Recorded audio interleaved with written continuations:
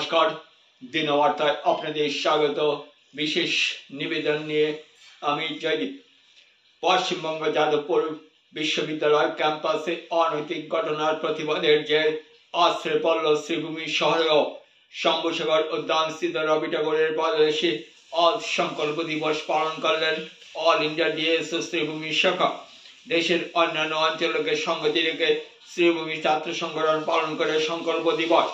ছাত্র সংগঠনের মুখ্য কর্মকর্তা সাফ জানান, পশ্চিমবঙ্গের শিক্ষামন্ত্রী 22 বছর অনৈতিক কর্মকাণ্ডের প্রতিবাদ জানাতে ছাত্র সংগঠন গণতান্ত্রিকভাবে যখন আন্দোলন করছিল, এই সময় সরকার তথা তৃণমূলের কতিপয় একাংশ গুন্ডারা তাদের বাজেভাবে আক্রমণ করে।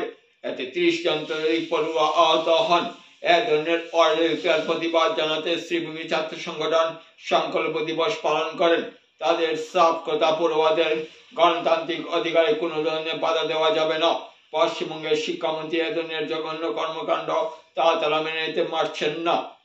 ছাত্রদের উপর পুলিশ আক্রমণ করা পশ্চিমবঙ্গ সরকার পশ্চিমবঙ্গ সরকারকে জানাই ধিক্কার। গণতান্ত্রিক ছাত্র আন্দোলনের উপর আক্রমণের বিরুদ্ধে দিকে দিকে ছাত্র আন্দোলন গণতান্ত্রিক ছাত্র আন্দোলনের উপর পশ্চিমবঙ্গ সরকারের এই পুলিশ আক্রমণের বিরুদ্ধে জানাই ধিক্কার।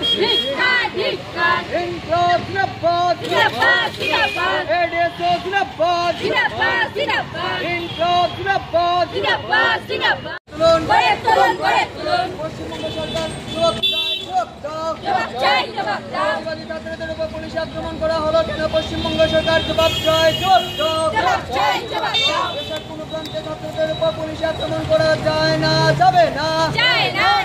ছাত্রদের আপনারা ইতিমধ্যে শুনেছেন যে গত কয়েকদিন আগে পশ্চিমবাংলায় যাদবপুর বিশ্ববিদ্যালয়ে যখন সেখানে ছাত্রছাত্রীরা আন্দোলন করছিল, সেই সময় সেখানকার যিনি শিক্ষামন্ত্রী ব্রাত্য বসু, সেই ব্রাত্য বসু জোর করে অত্যন্ত নারকীয়ভাবে বর্বরোচিতভাবে গাড়ি দিয়ে ছাত্রদের কুচলে দেন।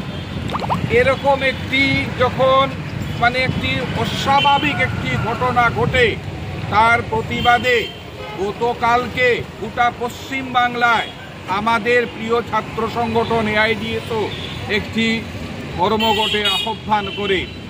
সেই ধর্মঘট যখন সর্বত্র পশ্চিমবাংলার প্রতিটি কলেজ বিশ্ববিদ্যালয় সফল হতে যাচ্ছিল, সেই সময় সেখানকার পুলিশ, তৃণমূল আশ্রিত দুষ্কৃতিকারী এবং সেখানকার শাসক শ্রেণী ছাত্র সংগঠন, ওরা এক যুগে বর্বরোচিতভাবে আমাদের ছাত্রদের উপর আক্রমণ আনে এবং সেই আক্রমণে গোটা 35 জন ছাত্র গুরুতরভাবে আহত হয় এবং অনেককে পুলিশ সেখান থেকে গ্রেফতার করে। এই যে একটি জঘন্য একটি পরিবেশ, একটি অগণতান্ত্রিক একটি পরিবেশ পশ্চিমবাংলায় বিরাজ করছে, এর প্রতিবাদে আজকে আমাদের এআইডিএসও সেন্ট্রাল কাউন্সিল গোটা ভারতবর্ষে আজকে আমরা ছাত্র সংকল্প দিবসের আহ্বান জানিয়েছি। আমাদের মূল বক্তব্য হচ্ছে যে ছাত্রদের যে গণতান্ত্রিক অধিকার, সেই গণতান্ত্রিক অধিকার সর্বাবস্থায় বহাল রাখতে হবে। এবং আজকে আমরা একটা বিষয় বিভিন্ন রাজ্যে লক্ষ্য করছি যে ছাত্র সংসদ নির্বাচন একটি ছাত্রদের গণতান্ত্রিক অধিকার, কিন্তু সেই ছাত্র সংসদ নির্বাচনকে বিভিন্ন রাজ্যে পশ্চিমবঙ্গ সহ সেটাকে আটকে রাখা হয়েছে। আমরা আজকে এই যে দিনটি আমরা গোটা ভারতবর্ষে পালন করছি, আজকে আমরা সমস্ত রাজ্যের সরকারগুলোর কাছে আমরা আবেদন করছি যে ভারতবর্ষের ছাত্রদের যে অধিকার, গণতান্ত্রিক অধিকার, সেই গণতান্ত্রিক অধিকার ফিরিয়ে দিতে হবে এবং সমস্ত জায়গাতে ছাত্র সংসদ নির্বাচন সংগঠিত করতে হবে।